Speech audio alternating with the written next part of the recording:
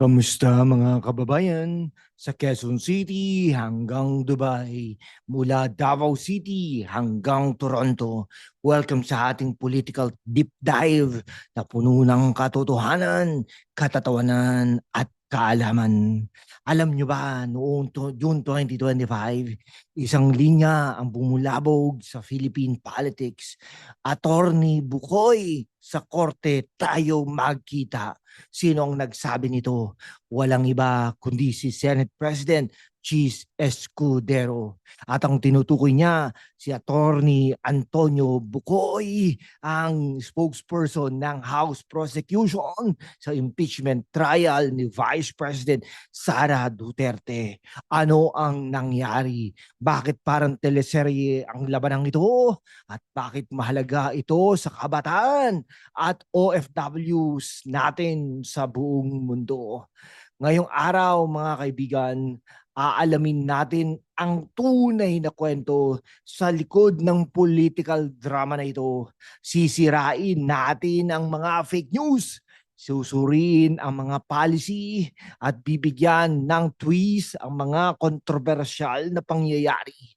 Pero bago yan, goal natin maabot ang 100,000 subscribers. Kaya i-click ang subscribe button, i-like, i-share sa mga kaibigan mo sa Riyadh, Singapore, o kahit saan pa. At magpadala ng super thanks, please, para suportahan ang aming content. Ang episode natin ngayon ay tungkol sa impeachment trial ni VP Sara Duterte. Ang papel ni Atty. Bukoy, at ang matapang na banat ni Senate President Cheese Escudero. Pero hindi lang ito chismis, mga kaibigan.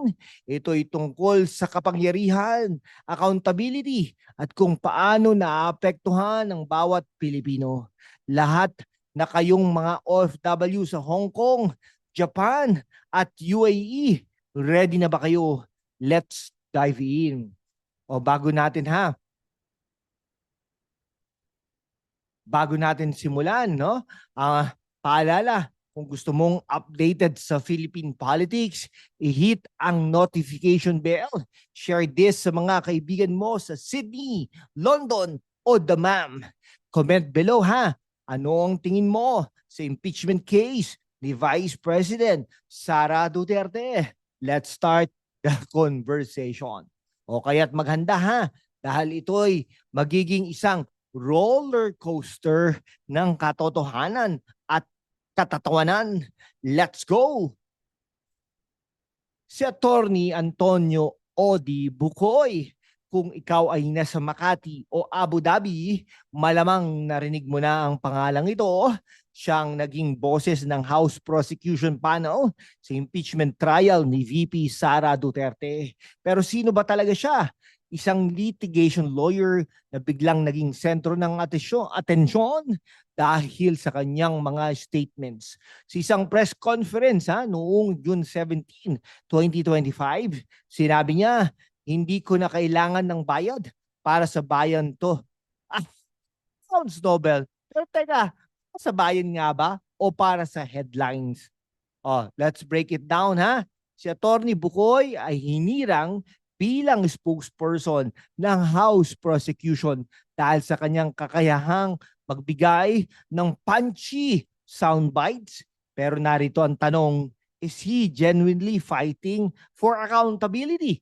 Or is he playing to the gallery? Ang kanyang mga pahayag, tulad ng sino ba ang takot ilabas ang katotohanan, yung may tinatagong katiwalian, ay parang linya mula sa isang action movie Pero ang mga ganitong rhetoric ba ay nakatutulong sa legal process o nagpapalala lang ng political circus?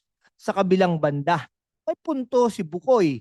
Ang impeachment case laban kay VP Sara ay tungkol sa seryosong aligasyon, misuse of public funds, assassination threats, at betrayal of public trust.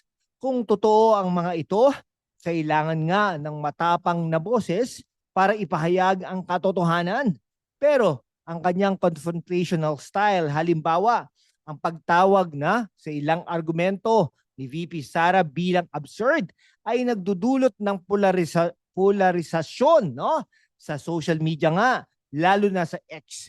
Maraming kabataan ang nagsasabing masyado siyang aggressive, habang ang iba naman ay hinahangaan ang kanyang tabang.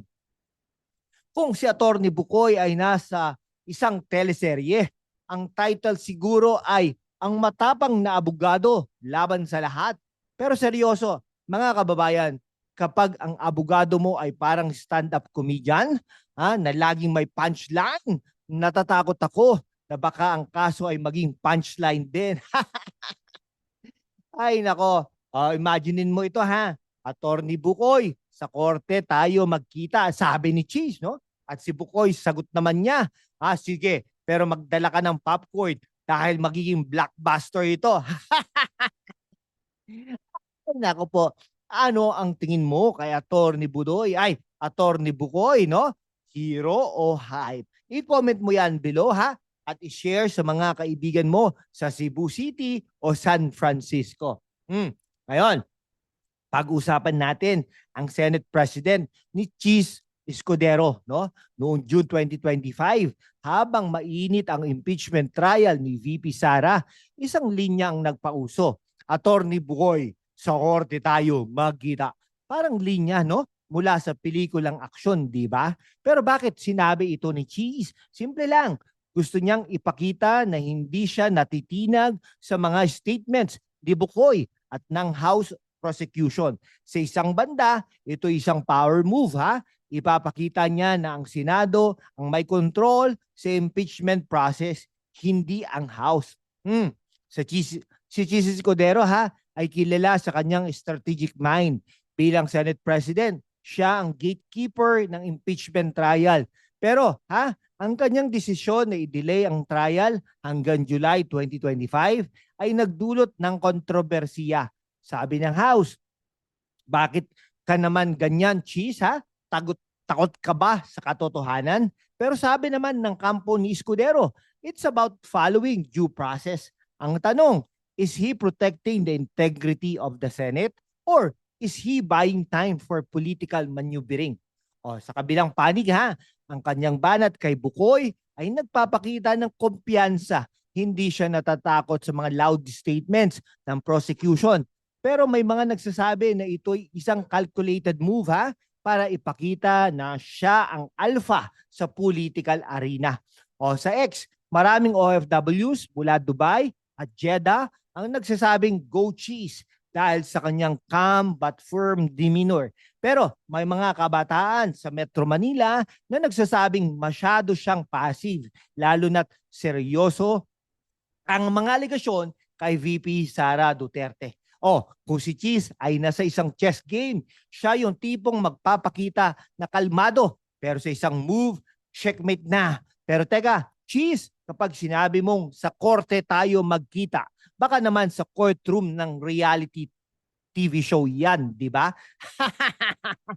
Sa totoo lang, ang banat na yan ay parang mic drop moment. Pero sana naman, Senate President, may follow through yan. Hindi puro style. Ano ang tingin mo ha? Sa banat ni Cheese, comment down below ha, sa baba. At i-share sa mga kaibigan mo sa Sydney o sa Qatar. Si Vice President Sara Duterte o Inday Sara para sa mga taga Davao ay nasa gitna ng political storm, impeachment, assassination threats, misuse of funds. Pero kahit ganito bakit marami pa rin ang sumusuporta sa kanya, lalo na sa Mindanao at sa mga OFW sa Saudi Arabia at Singapore.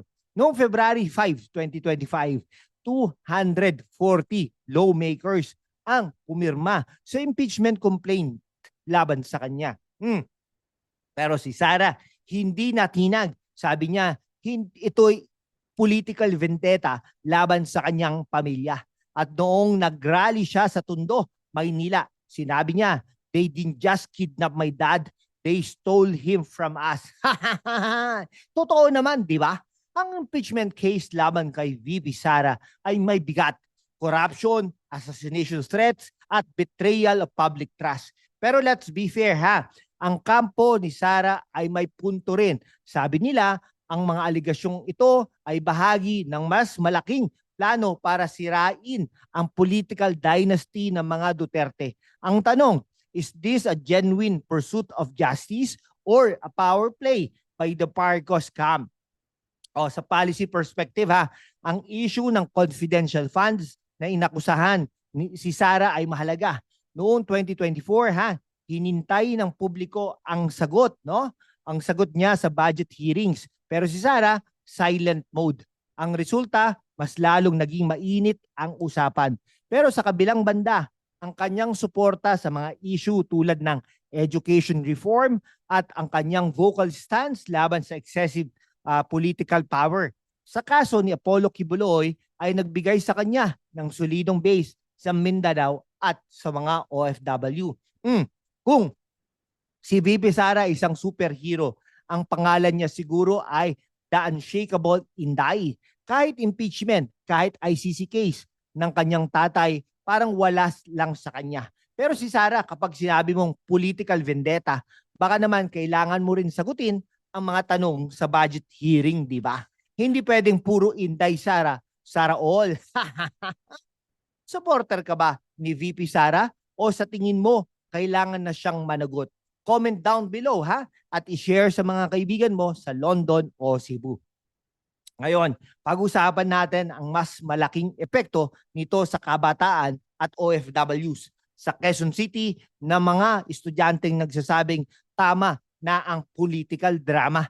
Focus na lang sa education. No? Sa Dubai at Hong Kong, maraming OFWs ang nagtatanong paano na ang ekonomiya natin kung puro away ang politika. Ang impeachment trial ha, ang banat ni Cheese at ang mga issue ni VP Sara ay hindi lang lokal na usapan. Ito'y global. Mga OFW natin sa Riyadh, Toronto at Sydney ay apektado rin kayo dahil ang political stability ay nakakaepekto sa remittances at job opportunities. Let's talk policy. Ang impeachment process sa Pilipinas ay hindi lang tungkol sa pag-alis ng opisyal. It's about accountability. Pero bakit nga ba kailangan ng 2/3 votes no, sa Senado para makonvict si Sara? Dahil ang saligang batas natin ay idinisenyo para protektahan ang mga opisyal mula sa madaling pag-alis. Pero narito ang catch. Ang political dynasties tulad ng Marcoses at Dutertes ay may malaking impluensya sa Senado. Kaya't ang tanong, kaya ba talagang maging impartial ang mga senador? Sa ekonomiya, ang political instability ay may ripple effect. Halimbawa, ang mga OFWs sa UAE at Qatar ay umiasa sa matibay na ekonomiya para sa kanilang remittances. Kung magpapatuloy ang political circus, posibleng maapektuhan ang foreign investment at job creation sa Pilipinas. At para sa kabataan, ang focus sa impeachment ay nag-aalis ng atensyon sa mga isyong tulad ng education reform at mental health programs. Kung ang Philippine politics ay isang reality show, ang title siguro ay Pinoy Big Brother Impeachment Edition. Pero seryoso mga kababayan, habang nag-aaway ang mga politiko, kami sa Quezon City, Davao o kahit sa Singapore ay naghihintay ng tunay na solusyon. Kaya naman, sa mga senador natin, less drama, more action, please. Ano ang gusto mong gawin ng gobyerno para sa kabataan at OFWs? I-share ang thoughts mo sa comment section ha at i-send sa mga kaibigan mo sa Melbourne o Jeddah. Sa ating ilang mga minuto na paglalakbay, napag-usapan natin ang matapang na banat ni Senate President Cheese Escudero kay Atty. Bukoy. Ang papel ni Bukoy no, sa impeachment trial at ang hindi natitinag na suporta kay VP Sara Duterte. Pero higit sa lahat, napag-usapan natin kung paano naapektuhan nito ang kabataan at OFWs natin sa buong mundo. Ang Philippine politics ay hindi lang teleserye. Ito'y tungkol sa ating kinabukasan. Kaya't mahalaga na malaman ang katotohanan, maging kritikal at makilahok sa diskusyon. O kung nagustuhan mo ang episode na ito, i-click ang subscribe button at i-hit ang notification bell para updated ka sa susunod naming video. Share this sa mga kaibigan mo sa Manila, Dubai o Toronto. Comment down below ano ang susunod na political topic na gusto mong talakayin natin, at para sa mga gustong sumuporta, magpadala ng super thanks please. Kahit maliit, malaking tulong yan para mapagpatuloy natin ang ganitong content. Mga kababayan, sa Quezon City man o Hong Kong, let's stay informed, stay engaged, at keep fighting for a better Philippines. Salamat sa panonood at hanggang sa susunod, mabuhay ang Pilipinas!